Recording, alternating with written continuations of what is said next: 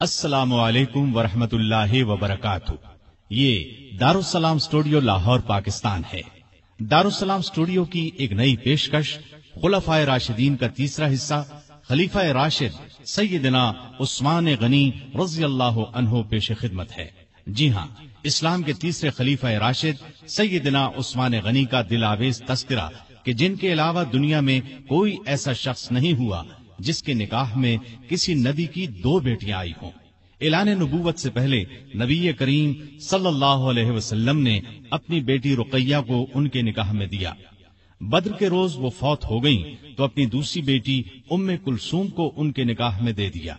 آپ پہلے ایمان لانے والوں یعنی السابقون الاولون میں شامل ہیں، عشرہ مبشرہ میں سے ہیں۔ ان کی مظلومانہ شہادت تاریخ اسلام کی پیشانی پر ایک داغ ہے جسے قیامت تک مٹایا نہ جا سکے گا۔ آج ہم آپ کو ان کی زندگی کی حیرت انگیز کہانی سنا رہے ہیں، تو آئیے سنتے ہیں تیسرے خلیفہ راشد سیدنا عثمان رضی اللہ عنہ کا ذکر خیر۔ پیشکش محمد طارق شاہد۔ اللہ تعالی کا ارشاد ہے، والذین آمنوا باللہ ورسلہ اولئک هم الصدیقون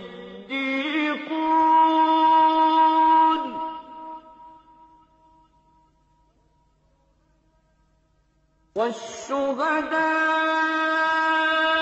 عند ربهم لهم أجرهم ونورهم۔ وہ لوگ جو اللہ اور اس کے رسولوں پر ایمان لائے ہیں، یہی تو وہ ہیں جو ان کے پروردگار کے نزدیک صدیق اور شہید ہیں، ان کے لیے اجر اور نور ہے۔ نبی کریم صلی اللہ علیہ وسلم نے ارشاد فرمایا، الہی میں عثمان سے راضی ہوں، تو بھی اس سے راضی ہو جا۔ عثمان کو آج کے بعد کوئی عمل نقصان نہیں دے گا۔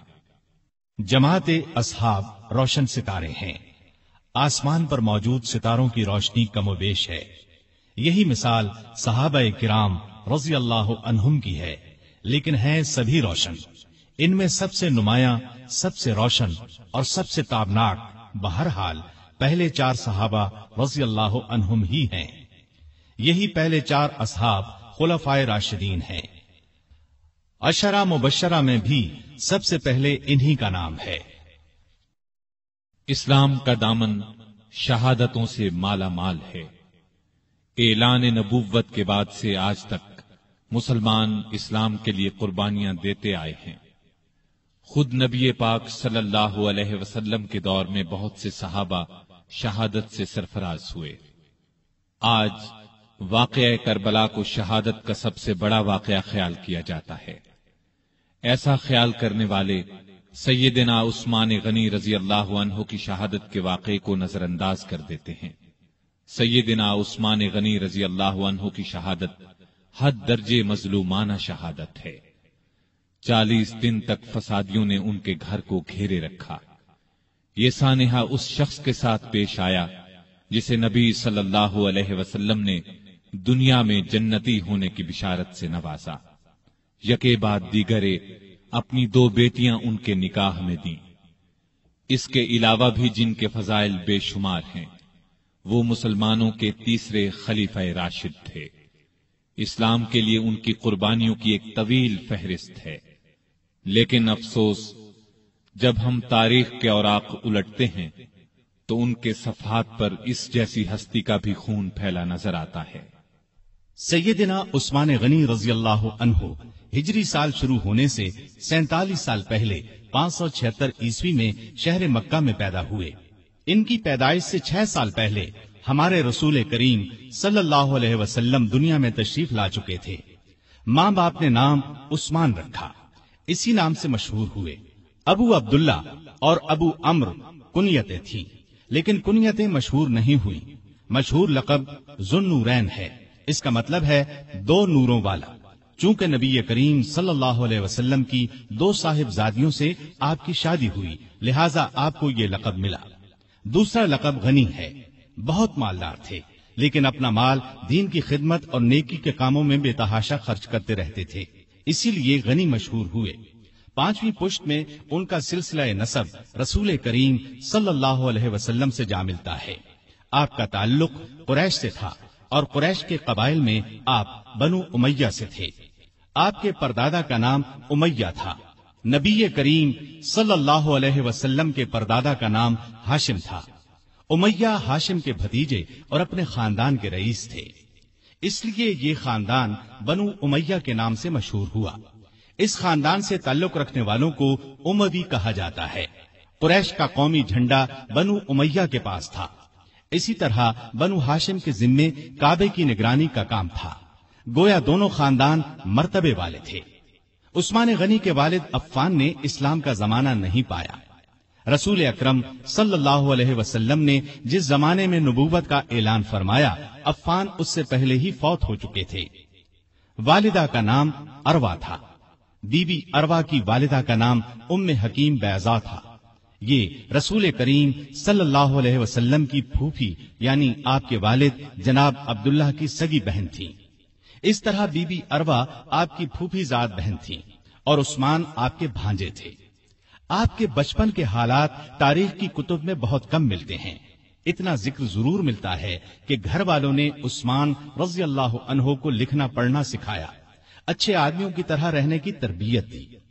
بڑے ہوئے تو غلے کی تجارت شروع کر دی۔ بہت ایماندار تاجر تھے، کاروبار خوب چمکا، بہت دولت مند ہو گئے، لیکن انہوں نے اپنی دولت کو فضول کاموں میں خرچ نہ کیا، نیکی کے کاموں میں خرچ کرنے لگے۔ اس زمانے میں شراب پینے کا رواج تھا، بہت کم لوگ اس بری عادت سے بچے ہوئے تھے، لیکن عثمان نے کبھی شراب کو ہاتھ تک نہ لگایا۔ یہی وجہ تھی کہ قریش کے لوگ ان کی بہت عزت کرتے تھے۔ عثمان غنی رضی اللہ عنہ 34 سال کے تھے کہ رسول پاک صلی اللہ علیہ وسلم نے اپنے نبی ہونے کا اعلان فرمایا۔ ابو بکر رضی اللہ عنہ نے ان کے سامنے بھی اسلام کی خوبیاں بیان کی اور ان کے درمیان دوستی بھی تھی۔ چنانچہ اسلام کی خوبیاں سن کر ان پر فوری اثر ہوا۔ نبی صلی اللہ علیہ وسلم کی خدمت میں حاضر ہونے اور اسلام قبول کرنے پر آمادہ ہو گئے۔ ایسے میں آپ صلی اللہ علیہ وسلم خود وہاں تشریف لے آئے اور آتے ہی فرمایا، اے عثمان، اللہ کی جنت قبول کر، مجھے اللہ نے تیری اور تمام خلقت کی ہدایت کے لیے بھیجا ہے۔ یہ سنتے ہی سیدنا عثمان غنی نے فوراً کلمہ پڑھ لیا، اپنا ہاتھ رسول اللہ صلی اللہ علیہ وسلم کے ہاتھ میں دے دیا۔ یہ نبوت کا پہلا سال تھا۔ اس وقت تک صرف گنتی کے چند نیک لوگوں ہی نے اسلام قبول کیا تھا۔ ان نیک لوگوں میں عثمان غنی رضی اللہ عنہ کی خالہ سعودہ رضی اللہ عنہا بھی تھیں۔ عثمان اسلام لانے سے پہلے ایک دن ان کے ہاں گئے تو انہوں نے کہا، بھانجے، بے شک محمد صلی اللہ علیہ وسلم اللہ کے سچے رسول ہیں، ان پر قرآن نازل ہوا ہے اور وہ اللہ کی طرف بلاتے ہیں، ان کا دین قبول کرنے میں ہی بہتری ہے۔ خالہ کی باتوں کا بھی عثمان پر بہت اثر ہوا۔ اس کے بعد ابو بکر سے ان کی ملاقات ہوئی تو انہوں نے خالہ کی باتوں کا ذکر کیا۔ اس پر سیدنا ابو بکر صدیق رضی اللہ عنہ نے فوراً فرمایا، اللہ کی قسم، جو کچھ تمہاری خالہ نے کہا ہے وہ بالکل سچ ہے۔ پھر انہوں نے خود بھی اسلام کی خوبیوں کا ذکر کیا۔ عثمان غنی رضی اللہ عنہ کا دل بالکل موم ہو گیا۔ پھر جوں ہی نبی صلی اللہ علیہ وسلم وہاں تشریف لائے، عثمان غنی رضی اللہ عنہ نے کلمہ پڑھ لیا۔ جناب ذوالنورین میں اس قدر خوبیاں تھیں کہ ان کے اسلام قبول کرنے کے کچھ ہی عرصے بعد رسول کریم صلی اللہ علیہ وسلم نے اپنی منجلی بیٹی رقیہ رضی اللہ عنہا کی شادی ان سے کر دی۔ اس طرح عثمان رضی اللہ عنہ رسول کریم صلی اللہ علیہ وسلم کے داماد بنے۔ نبوت کے اعلان کو جب 4 سال گزر گئے تو نبی صلی اللہ علیہ وسلم نے لوگوں کو اعلانیہ اسلام کی طرف بلانا شروع کیا۔ اس پر مکے کے مشرک آپ صلی اللہ علیہ وسلم کے اور مسلمانوں کے دشمن ہو گئے، مسلمانوں پر ظلم کے پہاڑ توڑنے لگے۔ عثمان غنی کے کافر چچا حکم بن ابی العاص کو ان کے اسلام لانے کے بارے میں معلوم ہوا تو آگ بگولا ہو گیا۔ عثمان غنی کو رسیوں سے جکڑ کر مارنے پیٹنے لگا اور ان سے کہتا کہ یہ نیا مذہب چھوڑ دو۔ سیدنا عثمان غنی رضی اللہ عنہ یہ مار پیٹ صبر اور حوصلے سے برداشت کرتے رہے، جواب میں یہی فرماتے، جو چاہو کر لو، اسلام کو تو اب نہیں چھوڑوں گا۔ آخر حکم تھک گیا، انہیں ان کے حال پر چھوڑ دیا۔ دوسرے کافر بھی آپ کو ستاتے رہے۔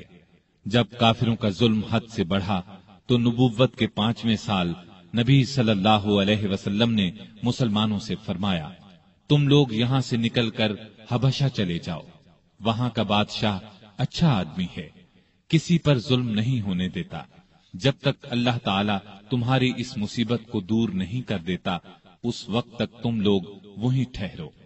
چنانچہ صحابہ کرام رضوان اللہ تعالی علیہم اجمعین کے پہلے گروہ نے حبشہ کی جانب ہجرت کی۔ اس گروہ میں 12 مرد اور 4 عورتیں تھیں۔ سیدنا عثمان غنی رضی اللہ عنہ ان کے امیر تھے اور ان کے ہمراہ ان کی زوجہ محترمہ رسول اللہ صلی اللہ علیہ وسلم کی صاحبزادی رقیہ رضی اللہ عنہا بھی تھیں۔ حبشہ عرب کے جنوب مغرب کی طرف سمندر پار افریقہ کے بر اعظم میں واقع ہے۔ سمندر کا نام بحیرہ قلزم ہے۔ آج کل یہ ملک ایتھوپیا کہلاتا ہے۔ اس زمانے میں حبشہ کے بادشاہ کو نجاشی کہا جاتا تھا۔ اس وقت جو بادشاہ حبشہ پر حکومت کرتا تھا وہ مذہب کے اعتبار سے عیسائی تھا، لیکن بہت نیک دل تھا اور انصاف پسند تھا۔ دوسرے مذہب کے لوگوں پر خود ظلم کرتا، نہ کسی اور کو ان پر ظلم کرنے دیتا تھا۔ سیدنا عثمان غنی رضی اللہ عنہ کی ہجرت کے بارے میں نبی صلی اللہ علیہ وسلم نے یہ الفاظ ارشاد فرمائے، ابراہیم اور لوط علیہ السلام کے بعد عثمان غنی رضی اللہ عنہ پہلے شخص ہیں جنہوں نے اپنے گھر والوں کے ساتھ ہجرت کی۔ ہجرت کے معانی ہیں جدائی یا اپنا وطن اور گھر بار چھوڑ کر کسی دوسرے ملک یا شہر میں جا بسنا۔ اسلام میں ہجرت کا مطلب ہے اپنا وطن اور گھر بار چھوڑ کر کسی دوسرے ملک یا شہر میں اس لیے جانا کہ اپنے دین کو بچایا جا سکے اور کسی ڈر یا رکاوٹ کے بغیر اللہ کی بندگی کی جا سکے۔ دین کی خاطر اپنا پیارا وطن اور گھر بار چھوڑنا بہت بڑی قربانی ہے، اس کا بہت زیادہ ثواب ہے۔ ان مسلمانوں کو ابھی حبشہ گئے 3 ماہ ہی گزرے تھے کہ ان تک یہ خبر پہنچی کہ مکے کے سبھی کافر مسلمان ہو گئے ہیں۔ یہ خبر سن کر انہیں بہت خوشی ہوئی، سب مکے کی طرف واپس پلٹے۔ عثمان غنی اور ان کی زوجہ محترمہ رقیہ بھی ساتھ تھیں۔ مکے کے پاس پہنچنے پر انہیں معلوم ہوا کہ وہ خبر غلط تھی۔ اب انہوں نے واپس حبشہ جانا مناسب نہ سمجھا۔ مکے کے سرداروں میں سے کسی نہ کسی کی پناہ حاصل کر کے مکے میں داخل ہو گئے۔ مکے میں وہی حال تھا، مسلمانوں پر خوب ظلم و ستم کے پہاڑ توڑے جا رہے تھے۔ جب ان کی سختیاں حد سے بڑھ گئیں تو اگلے سال رسول کریم صلی اللہ علیہ وسلم نے پھر ہدایت فرمائی کہ مسلمان حبشہ کی طرف ہجرت کر جائیں۔ اس مرتبہ 102 مسلمان مرد اور عورتیں حبشہ کی طرف روانہ ہوئے۔ ان میں سیدنا عثمان غنی اور سیدہ رقیہ بھی تھے۔ یہ ان کی حبشہ کی طرف دوسری ہجرت تھی۔ حبشہ پہنچ کر یہ لوگ امن اور چین کی زندگی بسر کرنے لگے۔ قریش نے اپنے آدمی حبشہ بھیج کر کوشش کی کہ نجاشی ان لوگوں کو ان کے حوالے کر دے، لیکن اس نے ایسا کرنے سے انکار کر دیا۔ اس طرح یہ لوگ کئی سال وہاں رہے۔ نبی کریم صلی اللہ علیہ وسلم کے مدینے کی طرف ہجرت کرنے سے کچھ عرصہ قبل یہ پھر مکے پہنچے۔ نبوت کے 13ویں سال رسول پاک صلی اللہ علیہ وسلم نے مسلمانوں کو ہدایت کی کہ وہ ہجرت کر کے یثرب چلے جائیں۔ یثرب مکے کے شمال میں قریباً 421 کلومیٹر دور ایک بہت پرانا شہر تھا۔ وہاں کے رہنے والے بہت سے لوگ مسلمان ہو چکے تھے۔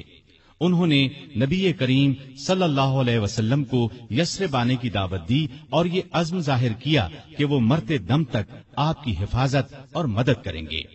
ان نیک لوگوں کو اسی لیے انصار یعنی مددگار کہا جاتا ہے۔ آپ نے ان کی دعوت قبول فرمائی، لیکن خود یثرب کی طرف روانہ ہونے سے پہلے آپ نے اپنے پیارے ساتھیوں کو مدینے کی طرف ہجرت کرنے کی دعوت دی۔ اس طرح آپ کی اجازت سے مسلمانوں نے ہجرت شروع کی اور سوائے چند ایک مسلمانوں کے سب مدینے پہنچ گئے۔ عثمان اور رقیہ نے بھی اس زمانے میں مدینے کی طرف ہجرت کی۔ اس تیسری ہجرت میں ان کے ساتھ ان کے بیٹے عبداللہ بھی تھے۔ یہ حبشہ میں پیدا ہوئے تھے۔ یثرب پہنچ کر اوس بن ثابت انصاری کے مہمان بنے۔ پھر نبی کریم صلی اللہ علیہ وسلم جناب ابو بکر صدیق رضی اللہ عنہ کے ساتھ ہجرت کر کے وہاں پہنچے اور یثرب کو مدینۃ النبی کہا جانے لگا، یعنی نبی کا شہر۔ اس کے بعد صرف مدینہ نام رہ گیا۔ مدینے میں مسلمانوں کو پانی کی سخت تکلیف تھی۔ سارے شہر میں صاف اور میٹھے پانی کا صرف ایک کنواں تھا، اس کا نام بئر روما تھا۔ کنویں کا مالک ایک یہودی تھا۔ وہ پیسے لیے بغیر اس کنویں سے پانی نہیں لینے دیتا تھا۔ عثمان نے یہ کنواں مسلمانوں کے لیے خریدنا چاہا۔ یہودی فروخت کرنے پر آمادہ نہ ہوا۔ بڑی مشکل سے 12,000 درہم میں کنویں کا آدھا حصہ بیچنے پر رضامند ہوا۔ یہ اس طرح طے ہوا کہ ایک دن یہودی کی پانی لینے کی باری ہوگی، ایک دن سیدنا عثمان کی۔ جس دن سیدنا عثمان کی باری ہوتی تھی، مسلمان اتنا پانی بھر کر رکھ لیتے تھے کہ 2 دن کے لیے کافی ہو جاتا تھا۔ جب اس یہودی نے دیکھا کہ اب اسے کنویں سے کوئی فائدہ نہیں ہوتا تو اس نے کنویں کا باقی نصف حصہ بھی فروخت کر دیا۔ یہ حصہ بھی سیدنا عثمان نے خرید لیا اور سارا کنواں مسلمانوں کے لیے وقف کر دیا۔ اب کوئی روک ٹوک نہ رہی، مسلمان جس وقت چاہتے پانی لے سکتے تھے۔ آپ نے یہ کنواں مسلمانوں کے لیے 20,000 درہم میں خریدا۔ بھائی چارہ کراتے وقت نبی کریم صلی اللہ علیہ وسلم نے اوس بن ثابت انصاری کو آپ کا بھائی بنایا۔ ہجرت کے بعد آپ انہی کے ہاں اترے تھے۔ اونچے رتبے کے صحابی تھے۔ احد کی لڑائی میں شہادت پائی۔ ابتدا میں مسجد نبوی بہت چھوٹی سی تھی۔ مسلمانوں کی تعداد میں اضافہ ہوا تو نبی کریم صلی اللہ علیہ وسلم نے ارادہ فرمایا 7 والی زمین مسجد کے لیے خرید لی جائے۔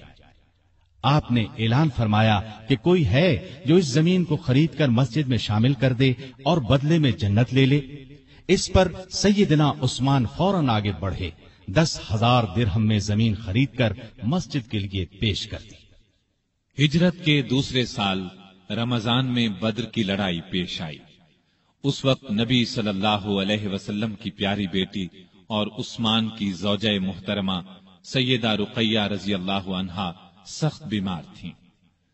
آپ صلی اللہ علیہ وسلم نے ان کی دیکھ بھال کے لیے عثمان رضی اللہ عنہ کو مدینے میں چھوڑا اور ان سے فرمایا، تمہیں اس شخص کے برابر ثواب ملے گا جو لڑائی میں شریک ہوگا۔ تم یہاں رہ کر رقیہ کی تیمارداری کرو۔ آپ صلی اللہ علیہ وسلم نے اپنے ایک اور قریبی صحابی اسامہ بن زید رضی اللہ عنہ کو بھی مدینے میں چھوڑا تاکہ وہ تیمارداری کے سلسلے میں عثمان رضی اللہ عنہ کی مدد کریں۔ جس روز بدر کا معرکہ ہوا اور مسلمانوں کو فتح نصیب ہوئی، اسی روز مدینے میں سیدہ رقیہ رضی اللہ عنہا کا انتقال ہوا۔ سیدنا عثمان غنی رضی اللہ عنہ کو سیدہ رقیہ رضی اللہ عنہا کی وفات سے بہت صدمہ پہنچا۔ نبی کریم صلی اللہ علیہ وسلم بدر سے واپس تشریف لائے۔ بیٹی کے انتقال کی اطلاع ملی، بہت صدمہ محسوس ہوا، آنکھوں سے آنسو جاری ہو گئے۔ رقیہ رضی اللہ عنہا کی قبر پر تشریف لے گئے۔ عثمان غنی رضی اللہ عنہ کو تسلی دی، مال غنیمت میں سے ایک مجاہد کے برابر انہیں حصہ دیا اور فرمایا، تمہارا ثواب بھی کسی دوسرے سے کم نہیں ہے۔ سیدہ رقیہ رضی اللہ عنہا کی وفات کے بعد سیدنا عثمان غنی رضی اللہ عنہ بہت غمگین رہنے لگے۔ کہا کرتے تھے، افسوس، رسول اللہ صلی اللہ علیہ وسلم سے میرا رشتہ ٹوٹ گیا۔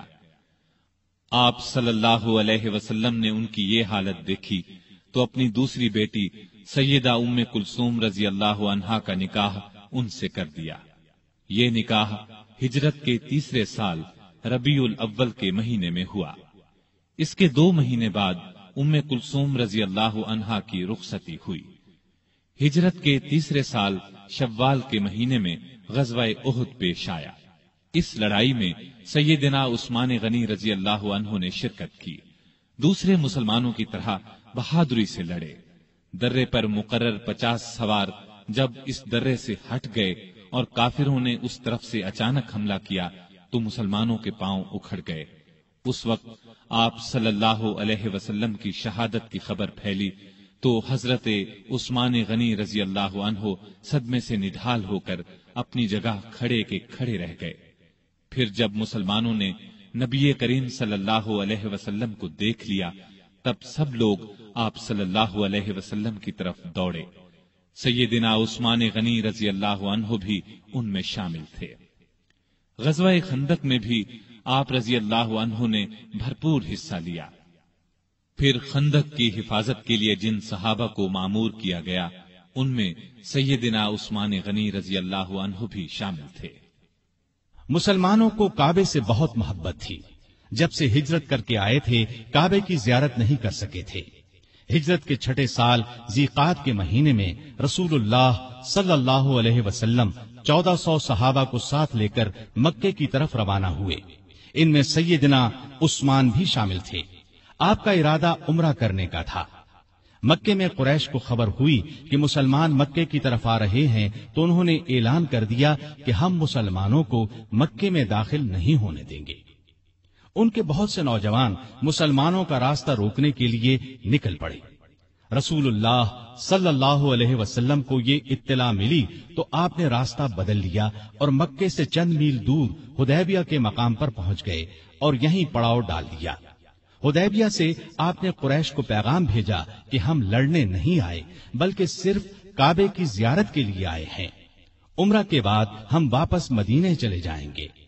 कुरैश ने इस पैगाम के जवाब में ताइफ के एक रईस उर्वा बिन मसूद को बातचीत के लिए भेजा। उस वक्त वो मुसलमान नहीं हुए थे। नबी करीम सल्लल्लाहु अलैहि वसल्लम ने उर्वा बिन मसूद से भी यही कहा कि हम लड़ने की नीयत से नहीं आए, सिर्फ उम्रा करेंगे। उर्वा बिन मसूद ने वापस जाकर कुरैश से कहा, भाइयों, मैं दुनिया के बड़े बड़े बादशाहों कैसर किस्रा और नज्जाशी के दरबारों में गया हूं, लेकिन मैंने किसी बादशाह की इतनी इज्जत होते नहीं देखी जितनी मोहम्मद सल्लल्लाहु अलैहि वसल्लम के साथी उनकी करते हैं। अल्लाह की कसम, जब आप थूकते हैं तो आपके साथी अपने हाथ आगे कर देते हैं। थूक उनमें से किसी की हथेली पर पड़ता है, वो उसको अपने चेहरे और बदन पर मल लेता है। जब वो कोई हुक्म देते हैं तो सब उसकी तामील के लिए दौड़ पड़ते हैं। जब आप वुजू करते हैं तो उस वुजू के पानी के हुसूल के लिए यूं महसूस होता है जैसे लड़ पड़ेंगे।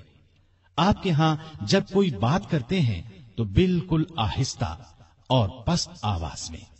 आपकी अजमत के पेश नजर आपकी तरफ नजर उठाकर नहीं देखते। मेरे ख्याल में तो बेहतर यही है कि तुम मुसलमानों से सुलह कर लो। कुरैश ने उनकी बात न मानी। नबी करीम सल्लल्लाहु अलैहि वसल्लम ने फिर उनके पास एक कासिद को भेजा। कुरैश ने उनके साथ बदसलूकी की। अब आपने उस्मान गनी को भेजा और कुरैश को पैगाम दिया कि हम जंग के लिए नहीं आए बल्कि काबे की जियारत के लिए कुर्बानी के जानवर साथ लेकर आए हैं। तवाफ और कुर्बानी करके हम वापस चले जाएंगे। सैयदना उस्मान से उनके करीबी ताल्लुकात थे। इस पर उन्होंने कहा, आप उम्रा कर लें, हम दूसरे मुसलमानों को मक्के में दाखिल नहीं होने देंगे। सैयदना उस्मान ने जवाब दिया, मैं रसूलुल्लाह सल्लल्लाहु अलैहि वसल्लम और दूसरे मुसलमानों के बगैर उम्रा नहीं करूंगा। इस पर काफिरों ने उन्हें मक्के में रोक लिया। इधर ये खबर फैल गई कि उस्मान रजी अल्लाह अन्हो को शहीद कर दिया गया है। सैयदना उस्मान रजी अल्लाह अन्हो के वापस न आने की वजह से मुसलमानों को भी इस खबर पर यकीन हो गया। उन्हें शदीद सदमा हुआ, गुस्सा भी बहुत आया। वो सब काफिरों से बदला लेने के लिए बेचैन हो गए। हालत उस वक्त ये थी कि मुसलमान सिर्फ 1400 थे। लड़ाई का सामान पास नहीं था। उनके पास सिर्फ तलवारें थी। दूसरी तरफ दुश्मन पूरी तैयारी के साथ उन पर हमला कर सकता था। वो हजारों थे और अपने घर में थे, लेकिन नबी करीम सल्लल्लाहु अलैहि वसल्लम का भरोसा तो अपने रब पर था। आपने बबूल के एक दरख्त के नीचे अपने तमाम सहाबा से बैत ली कि उस्मान का बदला लेने के लिए लड़ेंगे, मरते दम तक पीछे नहीं हटेंगे।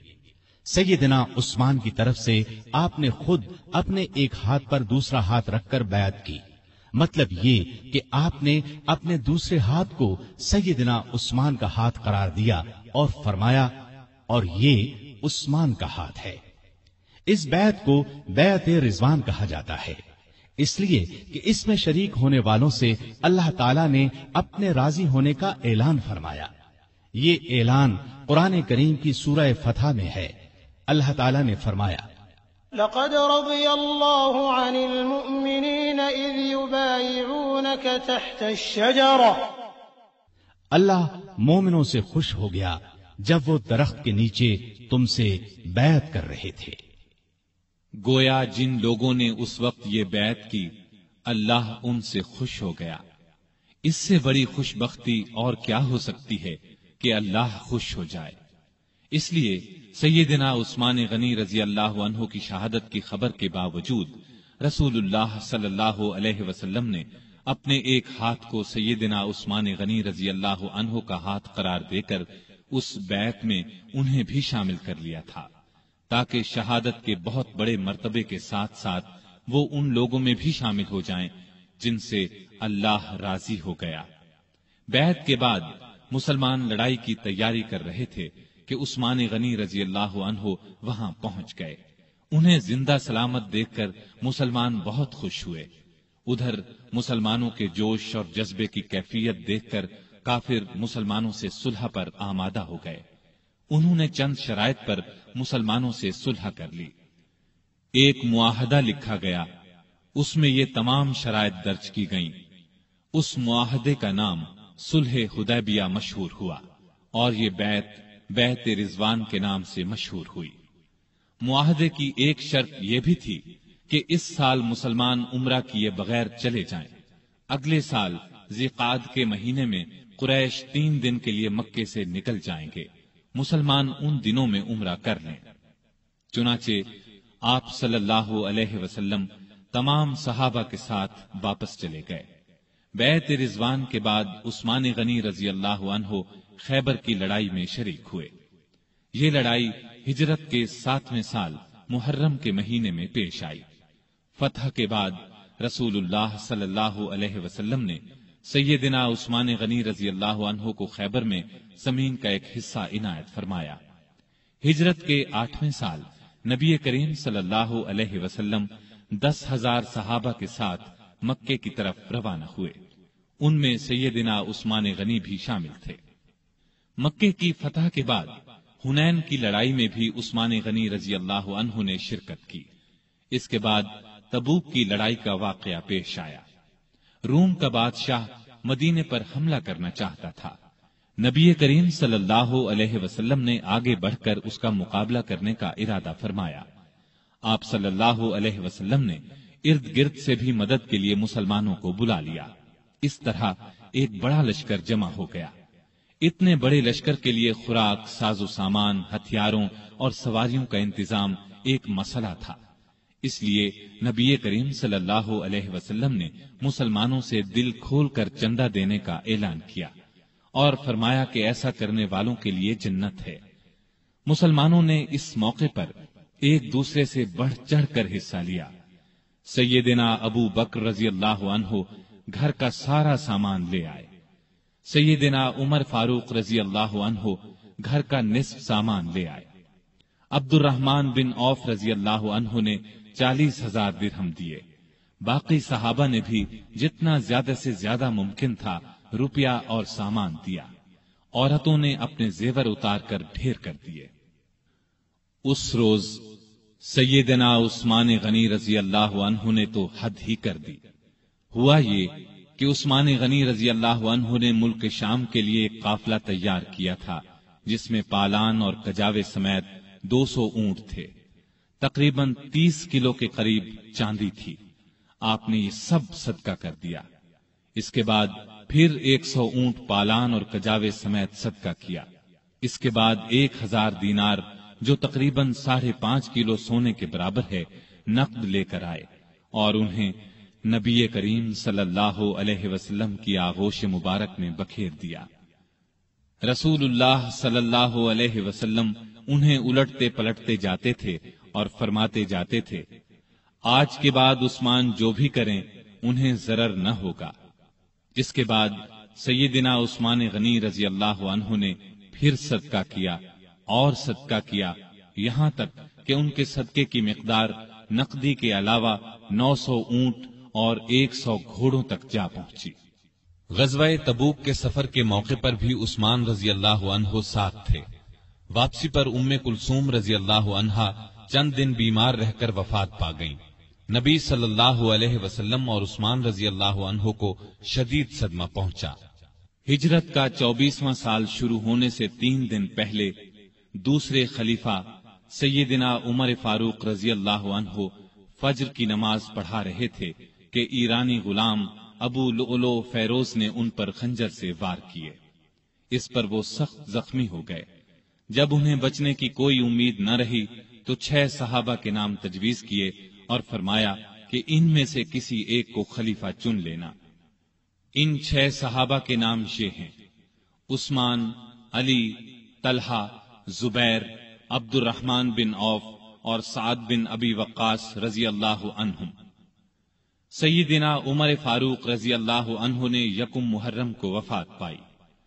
اس کے بعد 2 دن تک خلافت پر بات ہوتی رہی۔ آخر سیدنا عثمان غنی رضی اللہ عنہ کو خلیفہ چن لیا گیا۔ خلافت کے وقت عمر 70 برس سے زیادہ تھی۔ اپنی شہادت تک تقریباً 12 سال خلیفہ رہے۔ اس عرصے میں کئی نئے ملک اور علاقے فتح ہوئے۔ اسلامی حکومت کا رقبہ لاکھوں مربع میل بڑھ گیا۔ ایک شاندار بحری بیڑا تیار ہوا۔ ان کے زمانے میں آذربائیجان سیدنا خالد بن ولید رضی اللہ عنہ کے ہاتھ پر دوبارہ فتح ہوا۔ اسی طرح آرمینیا فتح ہوا۔ 27 ہجری کو سیدنا عبداللہ بن سعد بن ابی سرح رضی اللہ عنہ نے افریقہ پر چڑھائی کی۔ اس طرح طرابلس، قبرص، تبرستان اور جرجان کے علاقے فتح ہوئے۔ 29 ہجری میں تو گویا فتوحات کا سیلاب ہی آ گیا۔ کچھ علاقوں نے عمر رضی اللہ عنہ کی شہادت کے بعد بغاوت شروع کر دی تھی، ان کو بھی دوبارہ فتح کیا گیا۔ چنانچہ فارس، مرو، بلخ اور ہرات تک سارے علاقے فتح کر لیے گئے۔ سیستان، تخار، ترکستان فتح ہوئے۔ ترکستان ایران اور چین کے درمیان واقع ہے۔ طالقان، فاریاب اور جزجان کو سخت لڑائیوں کے بعد فتح کیا گیا۔ بہت سے علاقے اسلام کے پرچم تلے آ گئے، یہاں تک کہ اسلامی حکومت کی سرحد چین کی سرحد سے جا ملی۔ ایک سالار عبد الرحمن بن سمرہ رضی اللہ عنہ بلوچستان تک آ پہنچے اور اس کے بڑے حصے پر قبضہ کر لیا۔ اس زمانے میں بلوچستان نام کا کوئی صوبہ نہیں تھا۔ اس علاقے کو سندھ کا حصہ سمجھا جاتا تھا۔ پھر پورے ایران کو فتح کر لیا گیا۔ کابل سمیت وہ تمام علاقے اسلامی حکومت میں شامل ہو گئے جو آج کل افغانستان، بلوچستان اور وسط ایشیا کا حصہ ہیں۔ ایران میں آئے دن بغاوتیں ہوتی رہتی تھیں۔ اس کی وجہ یہ تھی کہ ایران کا آخری آتش پرست حکمران یزدگرد ابھی زندہ تھا۔ سیدنا عمر فاروق رضی اللہ عنہ کے زمانے میں وہ بھاگ کر ترکستان چلا گیا تھا۔ سیدنا عثمان غنی رضی اللہ عنہ کے دور میں وہ خراسان اور پھر سیستان پہنچا۔ مسلمانوں کے خلاف بغاوت کی، لیکن اسلامی لشکر نے دونوں جگہ اس کی بغاوت کو کچل دیا۔ خود یزدگرد ایک پن چکی والے دیہاتی کے ہاتھوں مارا گیا۔ یہ واقعہ عثمان غنی رضی اللہ عنہ کی خلافت کے 8ویں سال پیش آیا۔ اس کے بعد ایران میں بغاوتوں کا سلسلہ رک گیا۔ اس کے بعد روم کے بادشاہ کانسٹینس نے شام اور مصر پر حملے کا ارادہ کیا۔ وہ 500 جنگی جہازوں کے بحری بیڑے کے ساتھ اسلامی ساحلوں کی طرف بڑھا، لیکن اسلامی لشکر نے اسے زبردست لڑائی کے بعد شکست فاش دی۔ رومی دم دبا کر بھاگے۔ بھاگنے والوں میں ان کا بادشاہ بھی تھا۔ اس جنگ کو مستولوں والی جنگ کہا جاتا ہے۔ اس طرح رومیوں کا غرور خاک میں مل گیا۔ رومی بحری بیڑے کا روب ہمیشہ کے لیے خاک میں مل گیا۔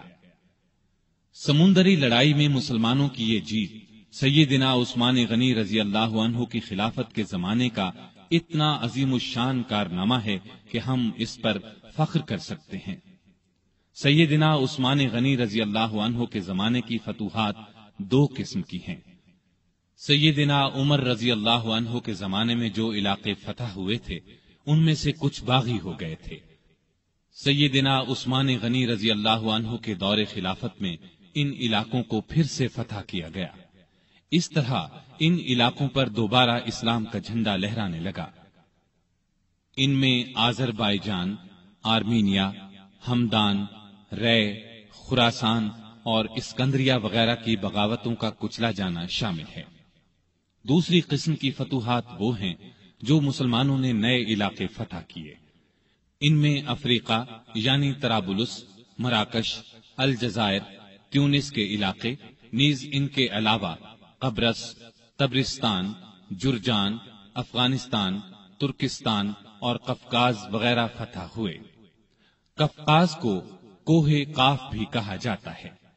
ایران کے بہت سے علاقے عمر رضی اللہ عنہ کے دور میں فتح ہو چکے تھے، کچھ باقی تھے، مثلاً طوس، بیحق، نیشاپور، بلخ وغیرہ۔ یہ سب سیدنا عثمان غنی رضی اللہ عنہ کے زمانے میں فتح ہوئے۔ بحری بیڑے کی فتح کے بعد مسلمان بحیرہ روم پر چھا گئے، دنیا کی ایک زبردست بحری طاقت بن گئے۔ شام کے والی سیدنا امیر معاویہ نے سیدنا عثمان کی توجہ اس طرف دلائی کہ ہمیں ہر وقت رومیوں کی طرف سے بحری حملے کا خطرہ رہتا ہے، ان کے مقابلے کے لیے ہمارے پاس بھی بحری بیڑا ہونا چاہیے۔ اس پر انہوں نے بحری بیڑا تیار کرنے کا حکم دیا۔ سیدنا امیر معاویہ نے مصر کے والی عبداللہ بن سعد کے ساتھ مل کر ایک عظیم الشان بحری بیڑا تیار کیا، جس میں کئی سو جنگی جہاز تھے۔ جہاز بنانے کا پہلا کارخانہ مصر میں قائم ہوا۔ بحری بیڑے کے ساتھ بحری فوج بھی قائم کی گئی۔ اس بیڑے کا نصف حصہ شام اور نصف مصر کے ساحل پر رہتا تھا۔ جلد ہی مسلمانوں کی بحری طاقت اس قدر بڑھ گئی کہ انہوں نے قبرص کے جزیرے کو فتح کر لیا۔ پھر مستولوں والی لڑائی میں رومی بحری بیڑے کو شکست دی۔ یہ شکست اس قدر زبردست تھی کہ پھر مدت دراز تک رومیوں کو اسلامی ملکوں پر حملہ کرنے کی جرت نہ ہوئی۔ سیدنا عثمان نے اپنے زمانے میں رفاع عامہ یعنی عام لوگوں کی بھلائی کے بے شمار کام کیے۔ ان میں سے کچھ یہ ہیں: نجد کے راستے پر ایک شاندار سرائے بنوائی، اس کے ساتھ ایک چھوٹا سا بازار بسایا، میٹھے پانی کا ایک کنواں کھدوایا۔ خیبر کی طرف سے کبھی کبھار سیلاب آتا تھا، مدینے سے کچھ فاصلے پر ایک بند تعمیر کرا دیا تاکہ سیلاب کا رخ مدینے کی طرف نہ ہو۔ نہریں کھدوا کر بھی اس کا رخ موڑا گیا۔ اس بند کو بند محظور کہا جاتا ہے۔ کوفے میں مسلمانوں کے لیے ایک عظیم الشان مہمان خانہ بنوایا۔ پورے ملک میں اونٹوں اور گھوڑوں کی پرورش کا بہت اچھا انتظام کیا۔ ان کے لیے جگہ جگہ چراگاہیں بنوائیں، ان کے قریب چشمے بنوائے۔ بعض چراگاہیں اتنی بڑی تھیں کہ ان میں کئی کئی ہزار اونٹ اور گھوڑے پرورش پاتے تھے۔ ان چراگاہوں کی نگرانی کرنے والوں کے لیے ان کے ساتھ مکان بنوائے۔ مدینے کی طرف آنے والے تمام راستوں کو اچھے طریقے سے بنوایا تاکہ مسافروں کو کوئی تکلیف نہ ہو۔ ان پر جگہ جگہ چوکیاں اور سرائیں بنوائیں، چشموں کے پانی کا انتظام کیا، سڑکیں بنوائیں، ندی نالوں اور دریاؤں پر پل بنوائے، مختلف شہروں میں مساجد تعمیر کروائیں۔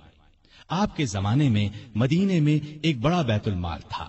اس کے علاوہ ہر صوبے میں ایک بیت المال ہوتا تھا۔ یہ گویا سرکاری خزانے تھے۔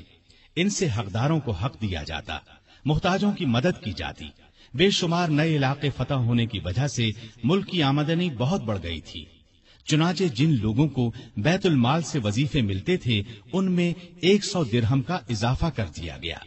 رمضان میں امہات المومنین یعنی امت کی ماؤں کو 2 درہم روزانہ، جبکہ دوسرے لوگوں کو 1 درہم بیت المال سے دیا جاتا تھا۔ اس کے علاوہ انہیں کھانا بھی دیا جاتا۔ مقدمات کا فیصلہ کرنے کے لیے جگہ جگہ قاضی مقرر تھے۔ قاضی عالم لوگوں کو مقرر کیا جاتا تھا، انہیں معقول تنخواہیں دی جاتی۔ قاضی حاکم کے ماتحت نہیں ہوتے تھے، اس طرح وہ ہر مقدمے کا فیصلہ قرآن اور حدیث کے مطابق کرتے تھے. ان پر کسی کا کوئی دباؤ نہیں ہوتا تھا. بڑے بڑے شہروں میں مفتی بھی تھے. قاضی حضرات کو کسی مسئلے میں کوئی مشکل پیش آتی تو وہ مفتیوں سے فتویٰ طلب کرتے، ان کے فتووں کے مطابق فیصلہ کرتے. حکومت کے کاموں میں سیدنا عثمان بڑے بڑے بزرگ صحابہ سے مشورے لیتے تھے. آپ ساری زندگی اپنے مال سے دین کی خدمت کرتے رہے. ایک خدمت یہ تھی کہ تمام مسلمانوں کو قرآن پاک کی ایک قرات پر جمع کر دیا، حرم شریف میں توسیع کروائی، ارد گرد کے مکانات خرید کر یہ کام کروایا. آپ نے خانہ کعبہ پر پہلی بار نہایت قیمتی غلاف چڑھایا. اس سے پہلے معمولی غلاف ہوتا تھا. مسجدوں میں خوشبوؤں کی دھونی آپ کے زمانے سے شروع ہوئی. صفوں کو سیدھا رکھنے کے لیے آدمی مقرر کیے. سیدنا عثمان غنی رضی اللہ عنہ اسلام کی تبلیغ اور اشاعت کا بہت خیال رکھتے تھے. دوسرے مذاہب کے لوگوں سے بہت اچھا سلوک کرتے تھے. مختصر یہ کہ آپ کے دور میں بہت شاندار کام ہوئے. اسلام نے بہت ترقی کی، لیکن افسوس آپ کی خلافت کے آخری چند سال بہت مشکلات میں گزرے. اس کی وجہ وہ فتنے تھے جو اندر ہی اندر پک رہے تھے، سلگ رہے تھے. فتنوں کی یہ آگ پھر بھڑک اٹھی. سیدنا عثمان غنی رضی اللہ عنہ کے خلاف فتنے برپا کرنے والے وہ لوگ تھے جو اپنے آپ کو مسلمان کہتے تھے، لیکن اصل میں وہ مسلمان نہیں تھے. انہوں نے مسلمانوں کا روپ دھار لیا تھا، اور یہ روپ انہوں نے دھارا ہی اس لیے تھا کہ مسلمانوں کی جڑوں کو کھوکھلا کریں، ان کے خلاف سازشیں کریں، فتنے جگائیں، انہیں آپس میں لڑا دیں تاکہ مسلمان کمزور سے کمزور ہوتے چلے جائیں. سیدنا عثمان غنی رضی اللہ عنہ کے خلاف سازشوں کا بازار جن لوگوں نے گرم کیا، ان کا سردار عبداللہ بن سبا تھا. یہ یہودی نسل کا ایک مکار آدمی تھا. اس نے پرہیزگاری کا لباس اوڑھ رکھا تھا. لوگ اس کی باتوں میں آتے چلے گئے. بے شمار لوگوں کو اس نے اپنا ہم خیال بنا لیا. اس نے سیدنا عثمان غنی رضی اللہ عنہ اور ان کے گورنروں کے خلاف لوگوں کو بھڑکانا شروع کر دیا. وہ ان کے ہر کام میں نقص نکالنے لگا، ان پر بے جا الزامات لگانے لگا. بہت سے کمزور ایمان والے لوگ اس کے گرد جمع ہو گئے. ان میں ایسے لوگ بھی تھے جو نئے نئے مسلمان ہوئے تھے، ان میں ابھی پختگی نہیں آئی تھی. کوفہ، بصرہ اور مصر میں اس نے سازشوں کا جال بچھا دیا. یہ جال اس قدر مہارت سے بچھایا گیا کہ بعض نیک دل لوگ بھی شک میں پڑ گئے کہ کہیں واقعی تو ایسا نہیں ہے. ایسے لوگوں میں بھی بے چینی پھیل گئی. پھر بے چینی کی یہ لہر مدینے کے لوگوں تک جا پہنچی. عبداللہ بن سبا اور اس کے حامیوں نے فتنے اور سازش کی یہ آگ الزامات کے ذریعے لگائی. اس نے الزام لگایا کہ عثمان غنی رضی اللہ عنہ نے اپنے رشتہ داروں کو خوش کرنے کے لیے انہیں بڑے بڑے عہدوں پر مقرر کر رکھا ہے. انہوں نے بیت المال سے بڑی بڑی رقمیں ایسے لوگوں کو دیں جو ان کے حقدار نہیں تھے، بلکہ زیادہ تر ان کے رشتہ دار تھے. طرابلس کی جنگ سے جو مال غنیمت حاصل ہوا اس کا 5واں حصہ بیت المال کا حق تھا، لیکن انہوں نے مصر کے گورنر عبداللہ بن سعد کو دے دیا. جب سیدنا عثمان غنی رضی اللہ عنہ تک یہ باتیں پہنچیں تو انہوں نے بھرے مجمع میں ان الزامات کے یہ جوابات دیے. میں نے ان لوگوں کو خوش کرنے کے لیے نہیں بلکہ لائق، بہادر اور بھروسے کے قابل سمجھ کر اونچے عہدوں پر مقرر کیا ہے. میں اپنے خاندان والوں سے واقعی محبت کرتا ہوں، لیکن ان کی خاطر ظالم نہیں بن سکتا. میں ان کے صرف وہی حق ادا کرتا ہوں جو واجب ہیں. ان کو دل کھول کر دیتا ہوں تو بیت المال سے نہیں، اپنے ذاتی مال میں سے دیتا ہوں. مسلمانوں کا مال میں اپنے لیے حلال سمجھتا ہوں اور نہ کسی دوسرے کے لیے. طرابلس کی لڑائی میں عبداللہ بن سعد اسلامی فوج کے سپاہ سالار تھے. میں نے ان سے وعدہ کیا تھا کہ اگر آپ لڑائی میں کامیاب ہوئے تو غنیمت کے مال کا 5واں حصہ آپ کو دیا جائے گا. فتح کے بعد میں نے اپنے وعدے کے مطابق یہ حصہ انہیں دیا، لیکن جب دوسرے مسلمانوں نے اس بات کو پسند نہ کیا تو میں نے یہ حصہ ان سے لے کر بیت المال میں جمع کرا دیا. اب اس میں اعتراض والی بات کون سی رہ گئی؟ اس کے علاوہ ان پر ایک چراہ گاہ کے بارے میں بھی الزام تھا۔ یہ چراہ گاہ مدینے کے قریب بنائی گئی تھی۔ سیدنا عثمان غنی رضی اللہ عنہ نے اس کو حکومت کی ملکیت قرار دیا، عام لوگوں کو اس سے فائدہ اٹھانے سے روک دیا۔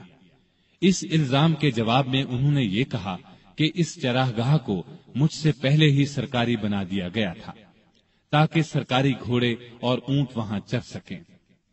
میں نے اس میں عام لوگوں کو مویشی چرانے سے نہیں روکا۔ میرے پاس تو صرف 2 اونٹ ہیں جو میں نے حج کے لیے رکھ چھوڑے ہیں۔ خلافت سے پہلے میں سب سے زیادہ اونٹوں اور بکریوں کا مالک تھا۔ اب ان 2 اونٹوں کے سوا میرے پاس کوئی جانور نہیں ہے، یعنی میں اس چراہ گاہ میں اپنے مویشی نہیں چراتا۔ ان کے علاوہ سیدنا عثمان پر اور بھی ایسے الزامات لگائے گئے تھے جن کی سرے سے کوئی حقیقت ہی نہیں تھی۔ بعض باتوں کا بتنگڑ بنا دیا گیا تھا۔ ادھر فساد پھیلانے والے لوگ کسی بات کے جواب پر کوئی توجہ نہیں دیتے تھے۔ ان کی تو بس ایک ہی ضد تھی کہ سیدنا عثمان کو خلیفہ نہ رہنے دیا جائے۔ جب یہ لوگ دوسروں کو کھلم کھلا بغاوت پر ابھارنے لگے تو سیدنا عثمان نے صوبوں کے تمام گورنروں کو مدینے میں طلب کر کے ان سے مشورہ کیا کہ اس شورش کو کیسے رفع کیا جائے۔ بعض نے رائے دی کہ فساد پھیلانے والوں کو سخت سزائیں دی جائیں، لیکن سیدنا عثمان بہت نرم مزاج تھے، ایسا کرنا پسند نہ کیا۔ دوسری کسی رائے پر بھی اتفاق نہ ہو سکا۔ سارے گورنر اپنے اپنے علاقوں کی طرف واپس روانہ ہو گئے۔ ان کے جانے کے بعد سیدنا عثمان نے شورش دور کرنے کے لیے 3 کام کیے۔ ایک یہ کہ کوفے کا گورنر سعید بن عاص کی جگہ بزرگ صحابی ابو موسیٰ اشعری کو مقرر فرمایا، کیونکہ کوفے کے باغی سعید بن عاص کے دشمن بن چکے تھے اور انہوں نے یہ مطالبہ کیا تھا کہ ابو موسیٰ اشعری کو کوفے کا گورنر بنایا جائے۔ دوسرا یہ کہ چند صحابہ کو تمام صوبوں میں یہ تحقیق کرنے کے لیے بھیجا کہ لوگوں کی جائز شکایات کیا ہیں اور ان کو کیسے دور کیا جا سکتا ہے۔ تیسرا یہ کہ ملک بھر میں اعلان کرا دیا کہ جس کسی کو مجھ سے یا میرے کسی حاکم سے کوئی شکایت ہو وہ حج کے موقع پر پیش کرے، میں یہ شکایت دور کر دوں گا اور ظالم سے مظلوم کا حق دلاؤں گا۔ جس وقت سیدنا عثمان حالات کو سدھارنے کی یہ کوششیں فرما رہے تھے، عین اس وقت دوسری طرف مصر، کوفہ اور بصرہ کے سازشی لوگوں نے آپس میں خطوط لکھ کر خفیہ طریقے سے طے کیا کہ اچانک مدینے پہنچ کر سیدنا عثمان سے تلوار کے زور پر اپنے مطالبات منوائے جائیں۔ آخر یہ لوگ جن کی تعداد ہزاروں میں تھی ایک ہی وقت مدینے پہنچے۔ شہر سے 2-3 میل دور پڑاؤ ڈالا۔ پہلے ان لوگوں نے مدینے کے سب سے بزرگ صحابہ علی، طلحہ، زبیر اور سعد بن ابی وقاص رضی اللہ عنہم کو اپنے ساتھ ملانے کی کوشش کی، لیکن چاروں نے ان کا ساتھ دینے سے انکار کر دیا۔ اس کے بعد سیدنا علی جناب عثمان کی طرف سے باغیوں کے پاس گئے اور ان کے ایک ایک الزام کا جواب دے کر انہیں واپس جانے کی ترغیب دی، ساتھ ہی انہیں یقین دلایا کہ سیدنا عثمان تمہارے جائز مطالبات ماننے کے لیے تیار ہیں۔ اس پر سارے باغی واپس جانے پر رضامند ہو گئے اور اپنے اپنے علاقے کی طرف روانہ ہو گئے۔ اس واقعے کو چند ہی روز گزرے تھے کہ ایک دن مدینے کی گلیاں گھوڑوں کی ٹاپوں اور انتقام انتقام کی آوازوں سے گونج اٹھی۔ لوگ گھبرا کر باہر نکلے۔ انہوں نے دیکھا کہ مصری باغیوں کی جماعت پھر واپس آ گئی ہے۔ سیدنا علی آگے بڑھے اور ان سے واپس آنے کا سبب پوچھا تو انہوں نے جواب دیا کہ ہم واپس جا رہے تھے، راستے میں ایک شخص کو دیکھا جو مدینے کی طرف سے آ رہا تھا اور بڑی تیزی سے مصر کی طرف جا رہا تھا۔ ہمیں اس کی چال ڈھال سے شبہ گزرا، روک کر اس کی تلاشی لی تو اس کے پاس سے ایک خط ملا۔ وہ خط مصر کے گورنر کے نام تھا۔ خط امیر المومنین عثمان کی طرف سے تھا۔ اس میں انہوں نے لکھا تھا کہ جو لوگ مدینے سے مصر واپس آ رہے ہیں ان سب کو قتل کر دیا جائے۔ خط پر سیدنا عثمان کی مہر بھی لگی تھی۔ اس خط کو دیکھ کر ہم نے سمجھ لیا کہ ہمارے ساتھ دھوکہ کیا جا رہا ہے، اب ہم اس دھوکے کا انتقام لینے کے لیے واپس آئے ہیں۔ جب یہ معاملہ سیدنا عثمان غنی رضی اللہ عنہ کے سامنے رکھا گیا تو وہ بہت حیران ہوئے اور قسم کھا کر کہا، نہ میں نے یہ خط لکھا نہ کسی سے لکھوایا، اس پر لوگوں نے خیال ظاہر کیا کہ یہ خط سیدنا عثمان کے مشیر مروان بن حکم نے ان کی اجازت کے بغیر لکھا ہے۔ ادھر باغی تو فساد پر تلے ہوئے تھے۔ انہوں نے کہا، خط چاہے کسی نے لکھا ہو، اس کے ذمہ دار خلیفہ ہی ہیں، اس لیے وہ خلافت سے الگ ہو جائیں۔ اسی دوران میں کوفہ اور بصرہ کے لوگ بھی واپس آ گئے۔ ان سے پوچھا گیا کہ تم لوگوں کے راستے تو الگ الگ ہیں، پھر تم کس طرح راستے سے پلٹ آئے ہو؟ انہوں نے کوئی جواب نہ دیا اور مصریوں میں شامل ہو گئے۔ سیدنا عثمان غنی رضی اللہ عنہ نے باغیوں کو جواب دیا، جب تک مجھ میں جان ہے خلافت سے الگ نہیں ہوں گا۔ میں تمہاری ہر جائز شکایت کو دور کرنے کے لیے تیار ہوں، لیکن تمہارے کہنے سے خلافت کی قمیص کو نہیں اتاروں گا، اس لیے کہ یہ قمیص مجھے اللہ نے پہنائی ہے، اور مجھے رسول اللہ صلی اللہ علیہ وسلم نے فرمایا تھا کہ اللہ تعالیٰ تجھے قمیص پہنائے گا، پھر اسے اتارنے کے لیے لوگ آئیں گے تو اسے نہ اتارنا۔ میں نہ تو تلوار کے زور پر خلیفہ بنا تھا اور نہ کوئی تلوار کے زور پر مجھے خلافت سے الگ کر سکتا ہے۔ میں رسول صلی اللہ علیہ وسلم کی وصیت کے مطابق آخری دم تک صبر کروں گا۔ ان کا یہ جواب سن کر سارے باغی آگے بڑھے اور امیر المؤمنین سیدنا عثمان غنی کے گھر کو گھیرے میں لے لیا۔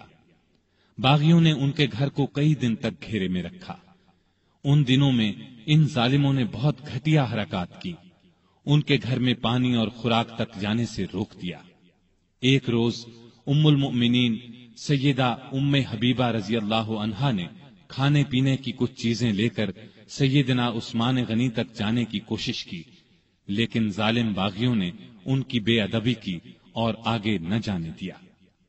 ایک روز سیدنا علی رضی اللہ عنہ نے اپنے چند آدمیوں کے ذریعے پانی کی 3 مشکیں بھجوائیں۔ ان آدمیوں کو باغیوں نے روکا، لیکن وہ لڑ بھیڑ کر اور کئی زخم کھا کر پانی کی مشکیں اندر لے جانے میں کامیاب ہو گئے۔ 1-2 بار پڑوس کے گھروں سے بھی خوراک اور پانی کی مدد پہنچی، لیکن یہ اتنی کم ہوتی تھی کہ بڑی مشکل سے 1-2 دن گزرتے تھے۔ مدینے میں جتنے بھی بزرگ اور جلیل القدر صحابہ موجود تھے، ان سب نے باغیوں کو بہت سمجھایا، لیکن باغیوں نے ان کا بھی لحاظ نہ کیا، کوئی بات نہ مانی۔ خود امیر المؤمنین سیدنا عثمان غنی رضی اللہ عنہ نے کئی مرتبہ باغیوں کو سمجھانے کی کوشش کی، مکان کی چھت پر جا کر کئی مرتبہ ان کے سامنے بہت با اثر تقاریر کی، انہیں یاد دلایا کہ رسول اللہ صلی اللہ علیہ وسلم جب مدینے تشریف لائے تھے تو مسجد نبوی کے لیے جگہ تنگ تھی۔ آپ نے اعلان فرمایا تھا کہ جو شخص مسجد کے لیے زمین خریدے گا اسے جنت میں جگہ ملے گی۔ میں نے ہی یہ جگہ خرید کر مسجد میں شامل کی تھی، لیکن آج تم مجھے اس مسجد میں نماز پڑھنے سے روکتے ہو۔ ہجرت کے بعد سارے مدینے میں بس ایک ہی کنواں تھا۔ رسول اللہ صلی اللہ علیہ وسلم نے اعلان فرمایا تھا کہ جو شخص اس کنویں کو خرید کر مسلمانوں کے لیے پانی عام کرے گا اس کے لیے جنت ہے۔ کیا تمہیں علم نہیں ہے کہ میں نے ہی یہ کنواں خرید کر مسلمانوں کے حوالے کیا تھا، لیکن آج تم نے مجھ پر اس کا پانی بند کر دیا ہے۔ رسول اللہ صلی اللہ علیہ وسلم کے ساتھ میرا کیا تعلق تھا، کیا تم یہ بھی نہیں جانتے؟ ان کی یہ تمام باتیں بھی پتھر دل باغیوں کو ہلا نہ سکی۔ ان ظالموں نے امیر المؤمنین کے مکان کو آنے والے تمام راستوں پر پہرے بٹھا دیے تاکہ مدینے کے لوگ ان کی مدد کو نہ پہنچ سکیں۔ پھر بھی 700 بہادر مسلمان ہتھیار لگا کر کسی نہ کسی طرح سیدنا عثمان غنی رضی اللہ عنہ کے پاس پہنچ گئے اور امیر المؤمنین سے کہا، اگر آپ اجازت دیں تو ہم ان باغیوں سے لڑیں۔ اس پر عثمان غنی رضی اللہ عنہ نے فرمایا، میں تم لوگوں کو اللہ کا واسطہ دیتا ہوں کہ کوئی شخص میرے لیے اپنا خون نہ بہائے۔ اس پر چند نوجوانوں کے سوا نہ چاہتے ہوئے بھی باقی لوگ واپس چلے گئے۔ سیدنا عثمان غنی رضی اللہ عنہ نے یہ بھی پسند نہ فرمایا کہ رسول اللہ صلی اللہ علیہ وسلم کے شہر کو چھوڑ کر کسی دوسرے شہر چلے جائیں۔ وہ تمام مصیبتیں صبر اور شکر سے برداشت کرتے رہے، لیکن گوارا نہ کیا کہ لوگ ان کی خاطر ایک دوسرے کا خون بہائیں۔ ادھر مدینے میں یہ ہو رہا تھا، उधर मक्के में हज हो रहा था। अक्सर लोग हज के लिए गए हुए थे। बागी भी ये सोच रहे थे कि हज के बाद लोग मदीने का रुख करेंगे और मौका हाथ से निकल जाएगा। चुनाचे वो सैयदना उस्मान के कत्ल का मशवरा करने लगे।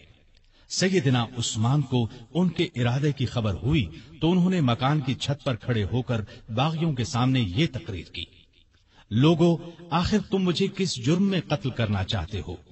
इस्लाम 3 सूरतों के अलावा किसी मुसलमान के कत्ल करने की इजाजत नहीं देता। या तो वो इस्लाम लाने के बाद उससे फिर जाए, या शादी के बाद बदकारी करे, या किसी को जानबूझकर कत्ल करे।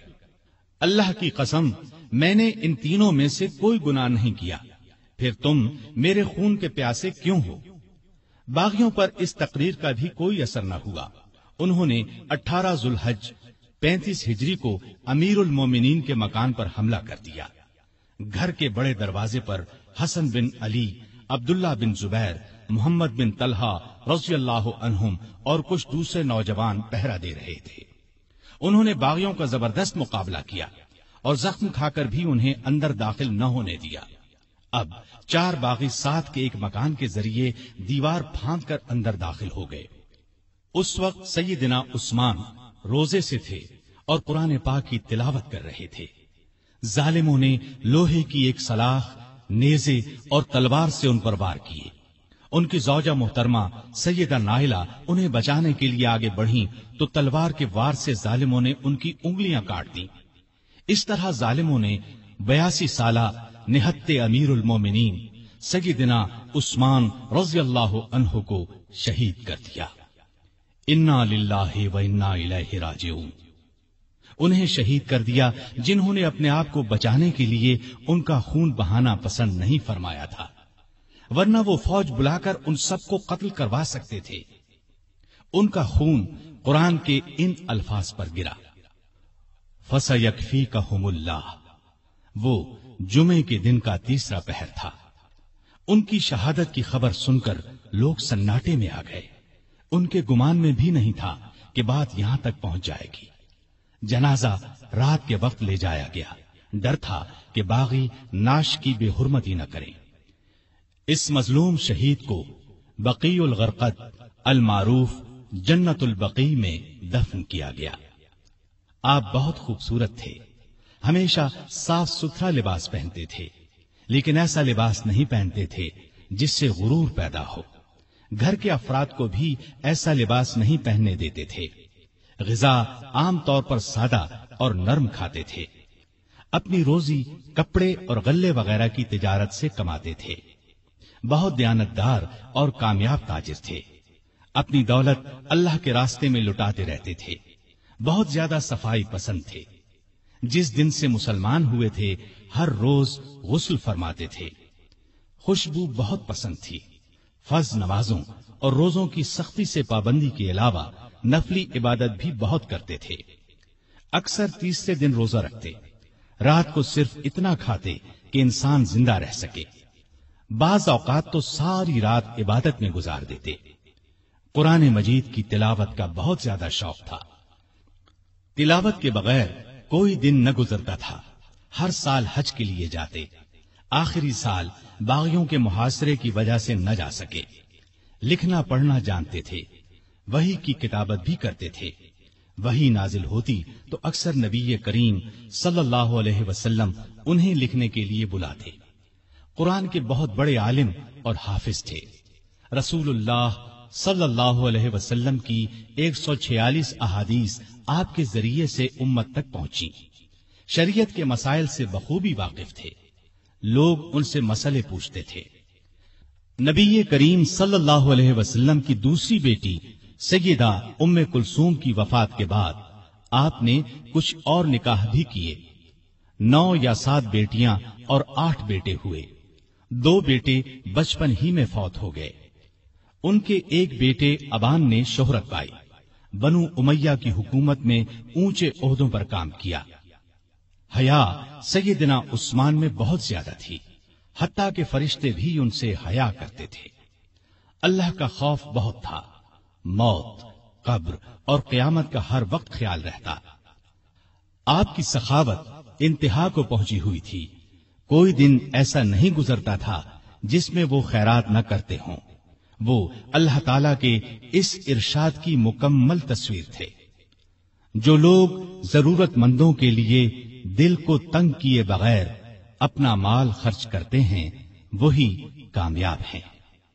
سیدنا عثمان غنی رضی اللہ عنہ نے بئر روما خرید کر مسلمانوں کے لیے عام کر دیا، مسجد نبوی کی توسیع کے لیے زمین خریدی۔ سیدنا علی رضی اللہ عنہ کی سیدہ فاطمہ رضی اللہ عنہا سے شادی کا موقع آیا تو انہوں نے اپنی زرہ سیدنا عثمان رضی اللہ عنہ کے ہاتھ 480 درہم میں بیچ دی۔ عثمان رضی اللہ عنہ نے اس رقم کے ساتھ وہ زرہ بھی انہیں واپس تحفے میں دے دی۔ تبوک کے موقع پر تو ان کی دریا دلی کی انتہا نہ رہی۔ قحط کے موقع پر غلے سے لدے ہوئے اونٹ لوگوں میں تقسیم کر دیے۔ ہر جمعے کو ایک غلام آزاد کرتے تھے، کسی جمعے نہ کر پاتے تو آئندہ جمعے 2 غلام آزاد کرتے۔ اپنی خلافت کے زمانے میں بیت المال سے اپنی ذات کے لیے 1 درہم بھی نہ لیا، اگرچہ وہ کم از کم 5000 درہم ہر سال لینے کے حقدار تھے۔ 12 سالہ خلافت میں 60,000 درہم گویا انہوں نے مسلمانوں کے لیے چھوڑ دیے۔ آپ رضی اللہ عنہ میں سادگی انتہا کو پہنچی ہوئی تھی۔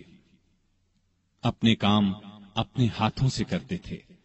ایک مرتبہ ایک غلام نے سیدنا عثمان غنی رضی اللہ عنہ کو دعوت دی، اس کی دعوت خوشی سے قبول کر لی۔ نہایت صابر تھے، تمام مصیبتیں نہایت صبر سے برداشت کی، اپنے حامیوں کو مخالفین پر تلوار نہ اٹھانے دی۔ نبی اکرم صلی اللہ علیہ وسلم سے آپ کو بے انتہا محبت تھی۔ ایک مرتبہ نبی کریم صلی اللہ علیہ وسلم کے گھر میں 4 دن کا فاقہ تھا۔ سیدنا عثمان غنی رضی اللہ عنہ کو پتہ چلا تو فوراً بہت سا آٹا، کھجوریں، 1 بکرا اور 300 درہم لے کر حضور صلی اللہ علیہ وسلم کے گھر پہنچے۔ اس وقت آپ صلی اللہ علیہ وسلم گھر میں نہیں تھے۔ انہوں نے یہ چیزیں بی بی عائشہ رضی اللہ عنہا کے حوالے کی۔ تھوڑی دیر بعد کچھ روٹیاں اور بھنا ہوا گوشت بھی دے آئے۔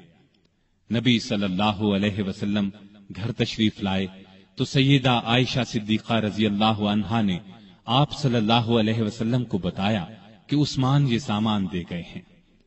آپ صلی اللہ علیہ وسلم یہ سن کر گھر نہیں ٹھہرے، فوراً مسجد میں تشریف لے گئے اور ہاتھ اٹھا کر دعا مانگی، اے اللہ، میں عثمان سے راضی ہو گیا ہوں، تو بھی عثمان سے راضی ہو جا۔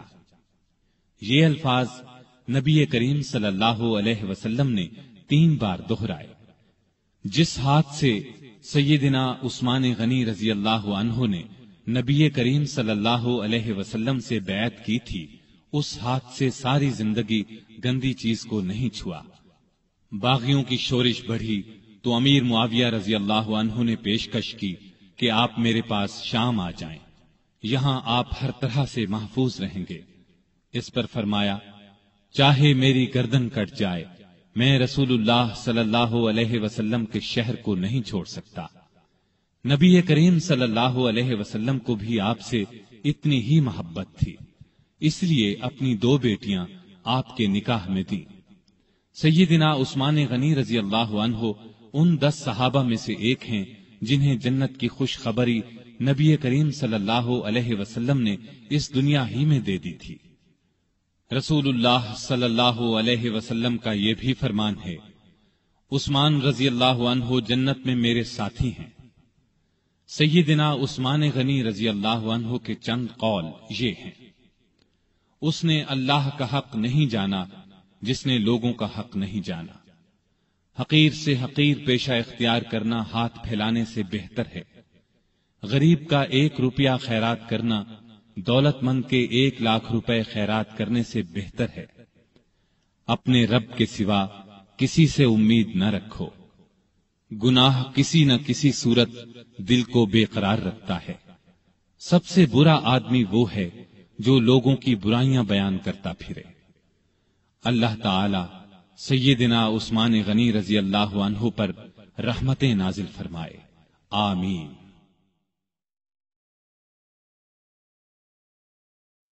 سامعین محترم، ابھی آپ دارالسلام اسٹوڈیو لاہور پاکستان سے तीसरे खलीफा राशिद उस्मान गनी रजी अल्लाह अन्हु सुन रहे थे।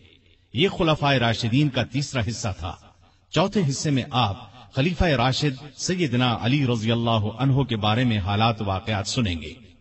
दारुस्सलाम स्टूडियो तिलावत कुरान मजीद, तर्जुमा, सीरतुन नबी, क़िससुल अंबिया, सहाबाए किराम, अइम्माए अज़ाम और मुहद्दिसीन के हालात वाकयात, नीस नमाज, रोजा, हज और दीगर इबादात का सही तरीका, बच्चों और औरतों के लिए इंतहाई दिलचस्प और सच्ची कहानियां, और वो सब कुछ जिससे नई नस्ल की तरबियत इस्लामी खतूत पर हो सके, ऑडियो कैसेट्स और सीडीज में पेश कर रहा है।